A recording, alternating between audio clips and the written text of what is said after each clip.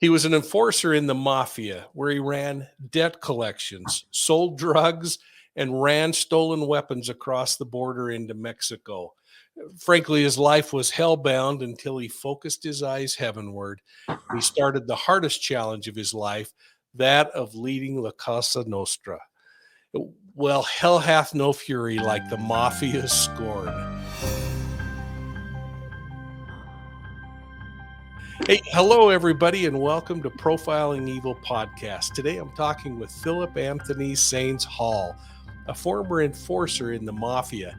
He lived a life of crime until everything fell apart, causing him to make a tough decision of changing the only thing he knew. He's the author of a book, From the Bullet to the Bible, a gangster's tale, and you're going to be sharing his story with friends around the holiday dinner table this year, folks. This is a remarkable story to me of how this one-time criminal is now helping some of America's police officers learn how to stop somebody that was once just like him. Tony, welcome to Profiling Evil. Could you ever have imagined 20 years ago that you'd be doing something like this today?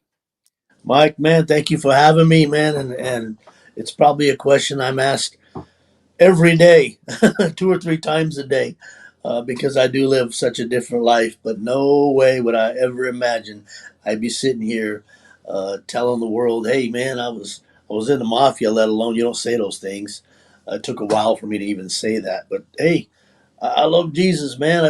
There's a better life for you. I'm telling just about everybody I can, and whoever the Lord puts in my path, I do the best I can. But no way would I could ever imagine that I was going to be sitting here. When you and I were visiting on the phone, we talked about the fact that we were on absolutely two different sides of the planet when it came to criminal justice, and yet there was always an interesting relationship of almost respect among law enforcement and folks in the mob. What do you think about Yeah, that comment? I do remember that conversation, and I've actually just met with some guys recently. I do try to delve in, and they come to me, and I'll assist on a case, which is kind of strange because I don't feel bad about doing it. I mean, because these are some really evil things that we're getting into. But back on the street, there was always a mutual respect. Respect. You can ask any guy that's been out in the street, even your street gangs. Um, there was the neighborhood cop that everybody knew, and he knew me, and I knew him. And if he played by the rules per se, and he busted me legally, hey, you got me. And likewise, if I got away with one, and he knew about it, he would be like, "Okay, that's you got that one. Eyes on you." And there was that mutual thing, even down to the FBI. Believe it or not, and you'll hear some gangsters talk about that. So yeah, we knew these guys, but in a weird way. I don't know if I can speak to the other guys how they feel about it, but how our crew felt about it. How I was told we don't mess with them, we ain't doing with them. We know that they're there, but if I mess up and I go down, I got to be down for my time and my own, and it's my own fault. It wasn't the feds guy's fault. It was mine. Oh, well, it is really an interesting story that you have, and I want to jump right into it. I want to go back though and start at your childhood.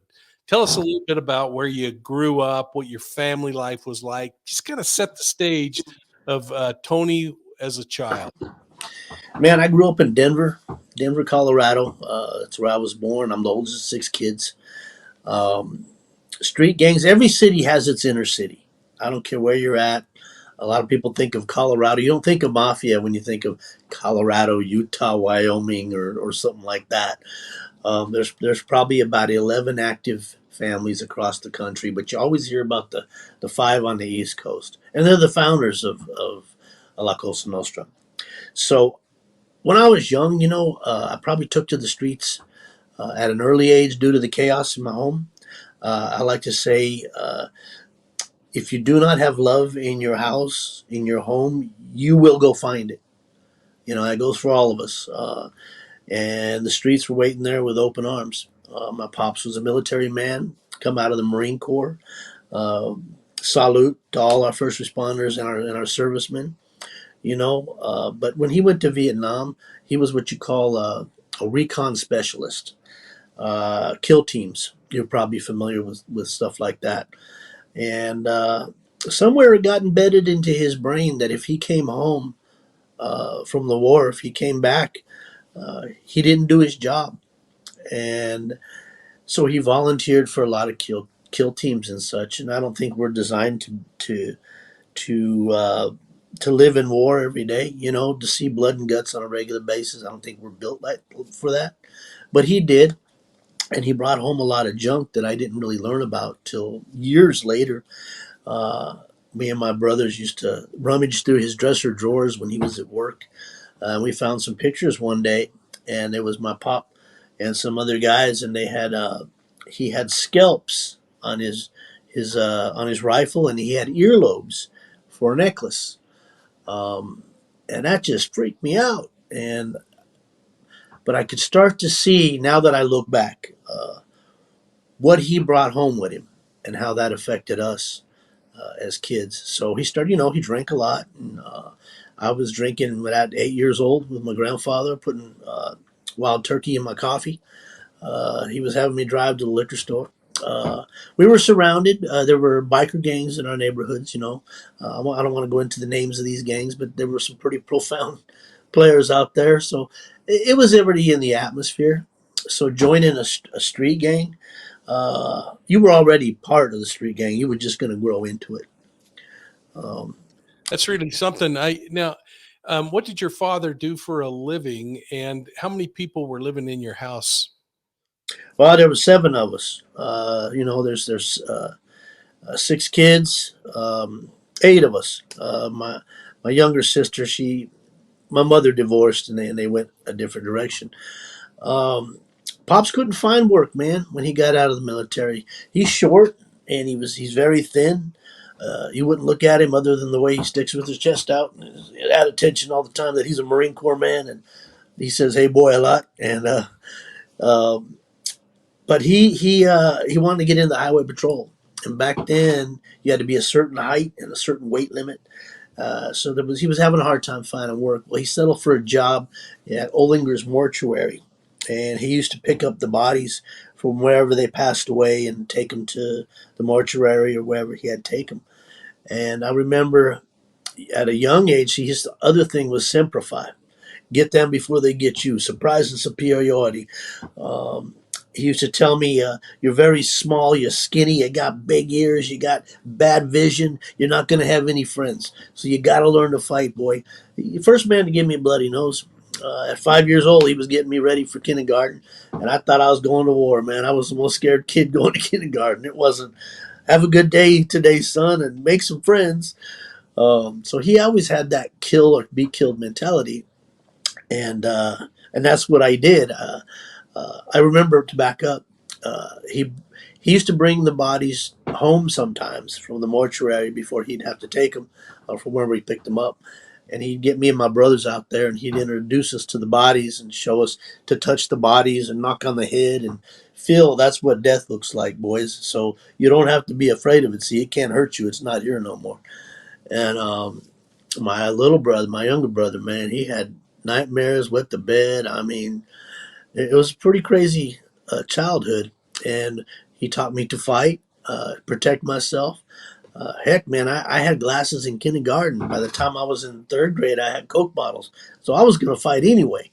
But he made sure we did that. So days coming home from school, it wasn't, "Hey man, how'd you do today? Let me see your homework. Let's sit down. Did you get any trouble today? Did you get any fights? Did you handle it all right? Okay, good." Um, That's really something.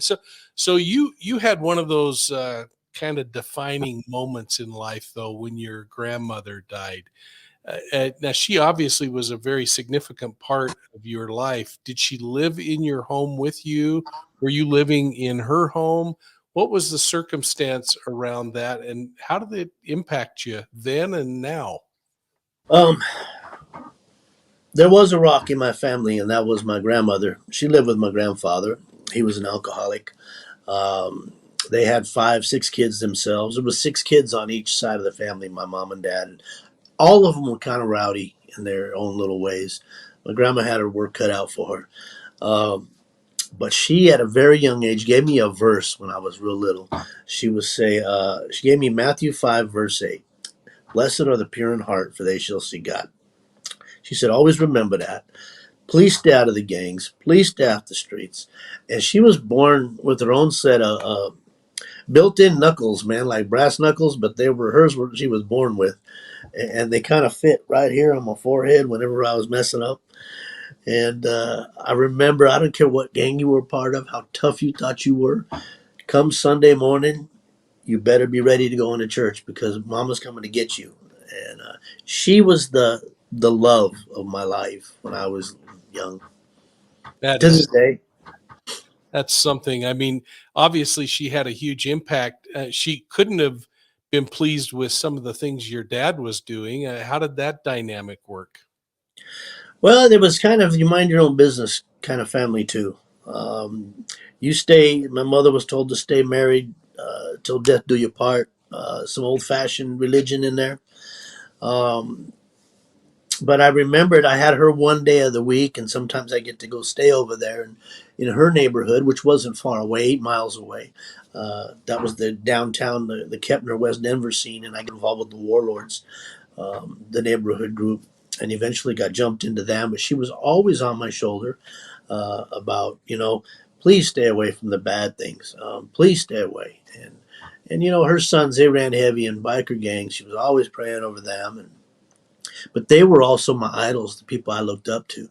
Uh, she was the reason I graduated high school. Man, she played some child psychology on me. I dropped out. I was ready to go. I wasn't even in my senior pictures. I was in the parking lot getting arrested, and they were taking high school pictures. So I'd always been out there getting in some kind of trouble, doing foolish stuff. But I remember she came graduation day, and I hadn't told her that, hey, Mom, I'm not going to graduate. And she went in, she was getting her dress and gets all excited. And finally, I had to lay it down and said, I'm not going to be up there with those people, Ma. Uh, and she wasn't disappointed in me. She said, well, what are you going to do? I said, well, I'm going to drop out. I got some things going on. My goal in my mind is I'm gonna be a leader of the Warlords someday.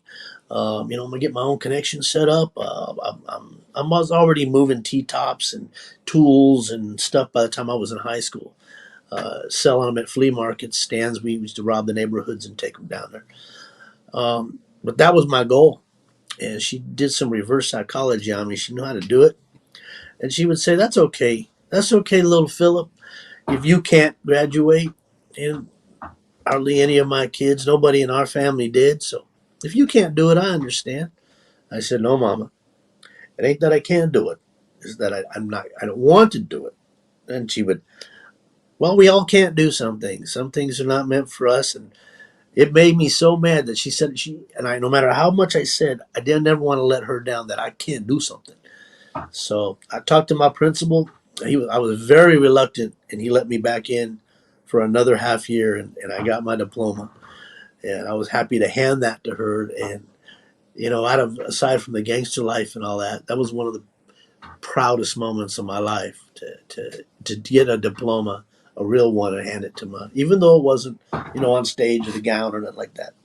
That is really something, though. And did you at the same time you were accomplishing that internal victory and frankly that victory for your grandmother, what were your buddies saying about that decision? Uh, you know, I know there's some guys that can relate to this, but they don't ever talk about it. Gangsters pushed my brothers. They pushed good things upon each other. I mean, I never knocked another gangster for having a job. A lot of these guys had to provide for their own homes. I mean, their parents were alcoholics, so they were locked up. So somebody pumping gas. Well, a lot of guys were mechanics, and so to go to school, it wasn't like, "What are you doing?" That's for the geeks and all that. Nah, it was. I got an attaboy from the leader. His name was Chan, and um, but still, they didn't care what I was doing with that because the plans that we had inside the gang were still going to come first. Yeah. But There I wasn't.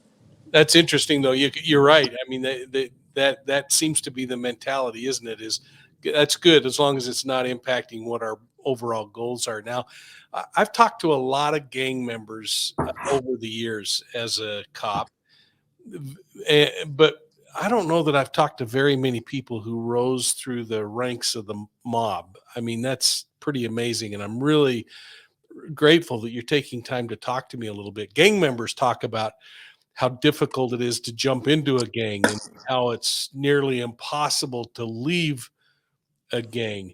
But we're talking now you've graduated on up into the La Cosa Nostra syndicate. I mean, help our listeners understand the and I'm hoping I say this right, the Omerta and what it means to you. We'd have to go back a bit. I'd have to go back into my teenage years. Um, I don't know how these things happen in our lives that we end up where we're at. I'm 51 years old right now. I'm lucky to be alive. I've got several wounds and bullet holes and just junk behind me. I always knew right from wrong. I never knew anything about the mafia.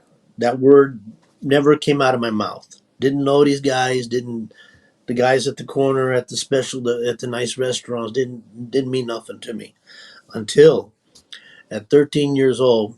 We used to take our bicycles and ride through different neighborhoods, and there were different strip malls. And you could ride a short distance, and there'd be this strip mall over here. And I liked football cards. Remember the football, baseball cards as kids? I just didn't like paying for them. So we'd my buddies and I, 13 on our bicycles, hit a strip mall, go into the grocery store, couple buddies, whoever turn it was this time, you go distract the clerks, ask a few questions, and I'm going to start stuffing my pockets with all the football cards and baseball cards I can.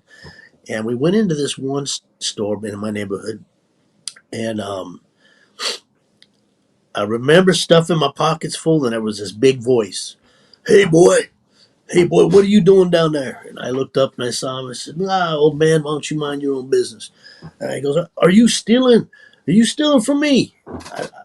Whatever, man. I got up. Hey, guys, we've been made. Let's get out of here. So we run out the store, jump on our bicycles, and I remember going to the end of the parking lot, looking back, and he's a big guy. I mean, this guy back then was 6'4", 6'5", which would have been a giant to me. Probably 400 pounds and some change. And he's huffing and puffing, and he's grabbing his knees, and he bends over, and he goes, and he couldn't talk. And I remember laughing, saying, "You'll never catch me." Jumped on my bicycle, man, and we took off. And a year later, for some reason, I happened to be coming home, and that strip mall was between me and my home. And I walked through, and I never bothered to read the signs. Like, this was a Giovanni's hardware store, Giovanni's grocery store, Giovanni's liquor store, Giovanni's, you get where I'm going. So I go in front of Giovanni's pastry window, and I remember, it's all eye candy, and it all smells so good. And as I passed the restaurant, bam! Somebody grabs me, man, yanks me about out of my shoes. I'm getting drugged to this restaurant, tables, fast. Hit the back door. There's a bus station. My head gets slammed against the wall. Bam! I'm getting slapped around, man. I think I got bloody nose. And he slams me up and he says, "I'll never catch you, you fat." What did you call me? Man, that was a year ago. Kind of tells you the mentality of these guys. And I'm like, "Oh man, I'm sorry, man. What are you gonna do? Call the cops?" And he said, "No, I'm not gonna call the cops. You think the cops are gonna pay me all the stuff you and your punk friends been taking from me?" He goes, "No, I ain't calling the cops. Here's what you are gonna do. You're gonna go home, tell your father what you did, and you're gonna show up here tomorrow with a pair of black pants and a white shirt, and you're gonna go to work for me. You're gonna pay me every penny back. Get out of here!" Throws me out the door.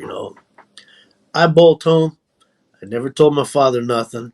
Matter of fact, I took the long way around home next day, and I figured I'll never see this guy again.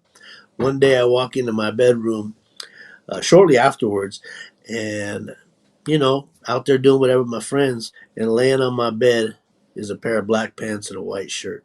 And I was like, "Whoa!"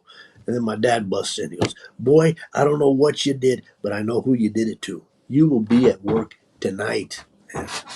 I Oh, went to work for John Giovanni. that is amazing. So A- And, you know, other than the fact that I got a gut feeling what kind of work you ended up doing for the Giovannis, what a cool thing that they would put you to work to pay back the debt. Uh, right on the edge of really cool, but I think things took a little different turn, and you ended up living kind of two distinct lifestyles. Why don't you talk yeah, about that process? Go some ahead. stuff, some stuff in that restaurant. How I talked about that happened to me. That how I talked about earlier. If there's not love in your home, you will go find it. What's that country song say? Looking for love in all the wrong places. And we all need that, and we all long for it. And like I said, sometimes it's not necessarily love that's looking at you. And John had an idea. Man, he comes from the life. He knew what I was capable of. He knew about me on the streets. But I'll tell you what, Big John was the first person to ever ask me, "How you doing in school?" And he always called me Little Anthony. Never called me by my name, Phillip. So that's where Little Anthony came from. And he would say, "Little Anthony, so how you doing in school?" Nobody ever asked me that before. I had been working with him 6, 7 months. I don't even get that asked at home. And that made me feel good inside. And I was like, well, Mr. Giovanni, I guess I'm doing okay, man. I go. And he's like, you go? Let me tell you what. Don't you lie to me again. Gonna backhand me again. And he goes, you'll fail in math. You'll fail in science. You'll fail in English. And I was like, whoa. And the fact that he was mad at me I didn't care. The fact that he even knew what was going on in my life. And as I worked for him later on, he didn't speak much. Uh, he would send dinners home, pizzas home, stuff for my brothers and sisters. He would send dinner home. He was like a father figure in many ways. That's amazing, and the fact that he cared enough. I'm going to even step over the edge and say loved you at that point enough to ask and demand that out of you, regardless of what you ended up doing. Had to have been really impressive in your life, going through some of the challenges that you'd gone through. Yeah, somebody cared. And they weren't, in my eyes, he wasn't no alcoholic, he was no drunk, man. He dressed like $1 million. There was a couple of guys who would come visit him. I called them his goons. Um, and there was an instance that happened that I was a part of and made a decision that he trusted me so young at a young age, which you'll have to read about in the book. But that situation really captured me. And I said, I don't care what happens in my life. I want to be just like this guy. And I didn't know what I was saying. And he paid me my hourly wage, but he would keep my tips. And one day, and my grandmother and the ladies from the church he would go to, they would visit the restaurant all the time, leave little notes on the napkins, praying for you, Philip, praying for you, stay away from the bad guys. So she was always there with those things throughout my life. And that's kind of where I'm going with this on book, The Power of Prayer. That's why I'm here. Um, but man, John, he just had this unique superhero thing to me. And one day, I think I'd been there a little over a year. He came out and he says, "Hey, little Anthony, go sit at my table." That was another rule. Anybody who sat at Big John's table, I never saw again. So I would kind of stay away from. And then one day he comes out and says, "Hey, go sit at my table." And I was like, "No." And he goes, "What do you mean, no? Go sit at my table." And I said, "No." And he goes, "Why?" And I said, "Because bad things happen to people sit at your table." "I ain't sit at your table, John." So he had me go over there. But I sat at the table and I had a plate of pasta and some gravy on it. And he brings out this big chart of change and puts it on the table. And he says, "What do you think of that?" And I says, "Man, that's a lot of money, Mr. Giovanni." And he said, "Yeah, it's a lot of money. That's all the money you've been stealing from me." See, he kept my tips, but he paid me my hourly wage. And I said, "Wow." And he goes, "I'm giving this back to you." And I said, "Wow, why? Don't I owe you?" And he says, I'm buying your freedom back. Now I don't have to hurt you. And he was very serious when he said that. Whether I'm 13, 5, or 10, man, you don't threaten, steal from these guys. There's repercussions. And he said, take that. Now get the hell out of here. Go get a job. I got a job, John. I work for you. Not anymore. You don't. Get out of here. Go get a real job. Go get an education. Grow up, man. Get out of here. And he got mad at me and kicked me out. And I would stop and visit him every once in a while, but I was never allowed to go back there. Hey, folks, I'm speaking with Philip Anthony Sains Hall, goes by Little Tony, a former enforcer in the Mafia who spent much of his life in leadership positions in the mob. That's right. I mean, this is the real Mafia we're talking about. He turned his life from gun running and extortion to blessing the lives of other people. And if you've been listening to this, you're getting a sense of the heart inside this guy. Let's get back to the interview. We're talking about some of the multiple lives you were living during your criminal experience, Philip. I mean, you not only sold illegal drugs, but you eventually fell victim to that same drug. What happened?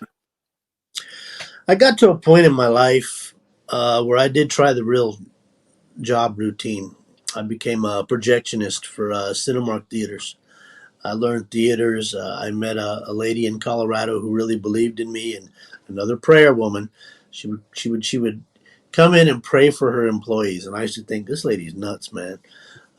Who's she trying to fix? You know, we're in her city down here, and she came from the country in Oregon somewhere. Her name was Trisha. Her husband was Mike. Trisha and Mike Wachnitz. Well, she would pray for her employees, and I'd always go out in the parking lot, smoke a cigarette until she was done. Then she would come back and say, "Why don't you join us?" And I'd say, "Nah, that's okay, man. I don't need no prayers. I got enough." And she'd, "Nope. Nobody can ever have enough."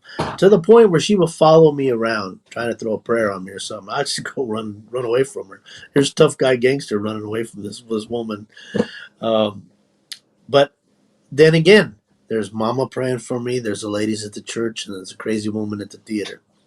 Her and her husband believed in getting me out of that world and away from those guys so hard that they helped me get into a management position. And I was seeing that I could do really well, you know, in for lack of better words, people with an education.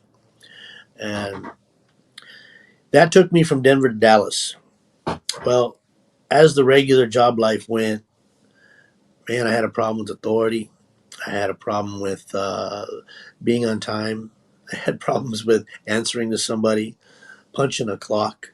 I used to call it my. I used to call Big John up, and I'd have some beers, and I'd call him and say, "Hey, Big John, man, I can't do this. I can't drive my little coffin like these people every day, back and forth, and go to work and punch a clock, you know, and be on time." And he would laugh. He said, "Guess what? That's called life, man. That's called being grown up. That's normal. I don't like it." Um, Long story short, in that area, I ended up robbing this company blind. Just set up a scam, double selling tickets, got my own register, bringing in money. And from what I had learned, and I don't know where I picked this up from, and it was in the street. And then I just gave John kickbacks. I'd send him a gift of 10% of what I stole, and he appreciated that. I already had that from watching guys work around him, and I thought it would mean something. Plus, I still felt I kind of owed this guy something. And in my mind, and what we learned on the street, man, pay the debts to the people you owe, especially in that life. You don't want to have nothing on you. So at a young age, I was doing that, and I was also hoping that I was throwing, you know, some hints in there that I can work for you. Still not knowing exactly what these guys were. Uh, Eventually, I got caught. My mother had passed. My grandmother. I got a call one day, and she was on her deathbed in Denver. She was on dialysis. Her arteries were hardening. And my sister calls and says, "Hey, Philip, you got to come home. Mama's got to see you. She ain't going to make it." And I'm in the theater in Dallas. Man, I shut everything down, grabbed some money, drove drove straight to Denver, got there about 13, 14 hours. Ran up to the hospital, St. Anthony's Hospital. It was in December. And in November, I was there probably about a week. And I got to spend at least her last minutes with her. And that's where my battle with the Lord and these things had come in to my life. She sat me down. Go to Kmart and get some suits. I have 3 or 4 suits. 4 suits I ordered for you and your brothers. You're going to bury my coffin. And I was like, whoa, Ma, stop it. What are you talking about? Um, I'm going to heaven, sweetheart. I said, no, no, no. You're talking too fast, you know. You're going to get better. You're going to go in there. The doctor's going to do what they got to do. And then, what about Jesus, man? Why don't you pray to him? Why don't you call him up, man? Because I was hurt. And he can fix you. And she goes, come here. And I said, no. What about your Jesus? And I started hollering, what about him? Come on, tough guy, get down there and fix my mom. All these prayers you do for him. Why did I was getting angry. And there's a lot of church in the streets, man. It's on some neighborhoods, a church on every corner. But there's a lot of death on those streets too. And I didn't have that relationship that she had. And I didn't want to have that. I just got here from Dallas, man. They're going 100 miles an hour. Now you're going to die. You're all I got. And she don't know that. And she was like, oh, baby. And I'm cussing mad at Jesus. And come on, fix him. And she says, come here, honey. And I said, what? And she goes, a little closer. And I got down there, man. Bam! Them knuckles came right out. And I got knuckled in the forehead, sat my butt on the floor. And I said, Ma. She's like, don't you ever, ever curse or mock my Lord and Savior ever again. My daddy, don't you do that. And yours too. Honey, if I was a cow in my last life, I don't remember. We go 55 because we want to go 55. If we go faster and get caught, well, then we had a heck of a good time. But if we don't, then we do the time, right? And I said, yeah. She goes, like I said, if I was a cow in my last life, I don't remember. So this one counts. Cherish the moment. Please search out Jesus. Please get away from him. I know you're doing bad things. Please bring him into your heart. I said, okay, Ma, I'll try. She goes, you promise? I said, I'll try. I would say, I promised her I would, but I didn't try. And she prophesied over my life. That's 32 years ago. Uh, she said, someday when you come to know, when you let the Lord get into your life and you really be a good person, someday my little Phillip's going to tell the whole world what Jesus did for him. And I'm like, okay, Ma. You know what? Next day, December 2nd, she goes into that operating room. She had ordered some Hawaiian leis, and she met with all the family, loved by everybody.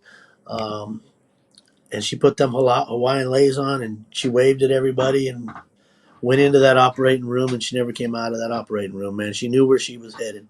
She was going to go be a little girl and not hurt, and she knew. And I remember watching her flatline December 2nd, 1989 at 3:23 p.m. And when that thing buzzed out, anger for God came over me. On my way from Denver to Dallas after the funeral, I stopped in Raton, New Mexico. Nothing out there. I went over from Raton into Dumas. Right when I hit the Texas border, I pulled the car over at 2 in the morning and I let God have it. I told him I hated him. I will never be a Christian. I will never love you, and I'll hurt every Christian comes my way. I don't want no prayers from nobody. Just let him have it. 15 years later, you'll have to read the book to catch up to that stuff. On that same highway at that same location, going the other direction, I had another talk with God, and that's when I was arrested and I got put in the system. But that was Mama to me. She was my rock. I was mad. How do you hurt other people? How do you let good people die of sicknesses and all these things? It was ignorance. What a special woman. And I just had this vision of you going one direction and then 15 years later taking an entirely new direction when you stopped at that exact same spot on the highway. Hey folks, I'm going to get back to my discussion with former mobster Little Anthony But I first want to remind you about a special we're running on two of my books, Amen. Deceived, an investigative memoir of the Zion Society cult, and She Knew No Fear. Deceived chronicles my investigation, Tony. It's about a ritualistic cult that I took down and sent 12 people to jail over. The self proclaimed prophet actually died in prison. Wow. And I think anybody that reads Deceived is going to get a unique insight into how these cult leaders groom recruits and maintain control. But She Knew No Fear is a story that's a Western whodunit that explores the life of a woman named Jane McKechnie Walton, who happened to be my great great grandmother. And so it just kind of tied in as we talked about how important our grandmothers are in our lives. That one, folks, you're going to be amazed at how I solved her murder. She was killed in Mm. 1891, and 130 years later, I solved that crime. You can get both Deceived and She Knew No Fear in a special hardbound autograph set for $20 off the normal price at profilingevil.com, or you can get them on Amazon or whatever. But let's get back to the show and talking to Phillip Hall. Phillip, you were given this incredible gift that doesn't come along very often in people's lives. You recognized you were at a critical crossroads, and after some deep reflection, I think thinking back on your grandmother and others caused you to finally fall on your knees and pray for help. Walk us through that. It's. I really want to catch up on your books too. I think we have we could have been running right alongside of each other in life in many areas, and I'm seeing that in guys in law enforcement because you're upholding the law, and I was a lawbreaker. I'm a career criminal, um, but I had those people in my life praying for me, and it wasn't, as you probably know, it wasn't until I put pen to paper. Man, it wasn't until I started to write down finally. I mean, got the book. I, I, I had a lot of help writing it with my wife. Um, I never wrote anything in my life, so it's written in the way I talk. So it's got a lot of bad grammar, but we left it and it's done well. But I got a lot of healing when I started to write about myself, and it's helped to restore some things with my father, who's still alive. He's taking some counseling right now. Um, but it started to explain the why and how I got here. Uh, because there was a lot of love too. There was a lot of things that I haven't jumped on, but I took to the streets because I was intrigued by them. The power, the money, the money, the money, the power that Big John had in that life. Um, when I got back to Dallas, I had explained what happened to my grandmother. I started drinking a little more, and I was calling him at 2 in the morning. And he was taking my calls. He was having some vino, and I think he was waiting for my call. When I finally said, "Man, I can't do this normal life no more. I don't want to. I don't want to do this. I want to do what you do. There's got to be a place for me." And he said, "What is it I do, little Anthony?" I don't know. I couldn't answer him. Crap. You tell people what to do. You make a lot of money. I mean, you look great. I know you do some illegal stuff. I ain't gonna say on the phone, but I'm your guy. I can do this. And he said, "Yeah, whatever." Hung up. Get another call from him, and I could tell he had been drinking. He says, "So you want to do what I do?" I said, "Yes, sir, with all my heart." He said, "Okay, stay by the phone. Somebody's gonna give you a call. Do not leave. Wait for that call. Do what they tell you to do." Okay, you got it? You understand me? Yep, I understand you. Click. Man, I didn't even get a chance to thank him. I call him back. "Hey, Big Johnny, thank you. Thank you for the opportunity. Thank you." And he goes, "Don't you ever say that. Don't you ever thank me." And hung up again. I was there about 2 or 3 days in that apartment, man, and I got the call. That's how desperate I was waiting. I was doing push-ups, walking, watching Rocky Balboa movies, not sure what I was going to get into, but it was going to be something. I knew, and I knew it was going to be along the line of collections. I went to work for the LaBarba family out of Dallas, um, doing small-time collections, probably bringing in about 1,200 to 1,500 bucks a week because I got fired from the Cinemark movie theater. Turns out there's this thing called auditors that I had to learn about a little bit later. So, anyways, I'm back on the street. I was comfortable with it. I was in some good shape back then, and I didn't have a problem fighting. I've got a good martial arts background. I study many weapons. I was geared for this and ready to go. Um, I got in a fight with the wrong crew member, and I'm not yet a member of the family. I'm just a friend of the family, an associate. And I got in a fight with a maid, we'll call it a maid guy's son out of the Marcellus family at a bar on a weird deal. We have time, we'll have to chat about that. But it got my car blown up and it got me kicked out of Dallas, literally. I back to Denver. Went to see sit with Big John for a while. Uh, was very loyal to him. Continued to do the collections, picking up vigs here and there. And one day I was invited to Gaetano's restaurant in Denver, um, and that's the Smaldone family. I was introduced to the Smaldone family. Had a dinner. Not going to go into the things that led up to why I was worthy enough to even go have that sit down at that dinner. John vouched for me. I don't know how it works for other guys who've taken an oath. East Coast guys, they do something a little different. Though this is very true. Uh, you must be of Sicilian descent before you can take an oath called Omerta, a code of silence. Before you can be in that life, and we call the life La Cosa Nostra, the American Italian Mafia. Cosa Nostra is the Italian Mafia out of country. The American Italian Mafia adopted their rules and brought a lot of their rules and hierarchies and the way they run things here. Um, my father is not of Italian descent. The Italians on my mother's side,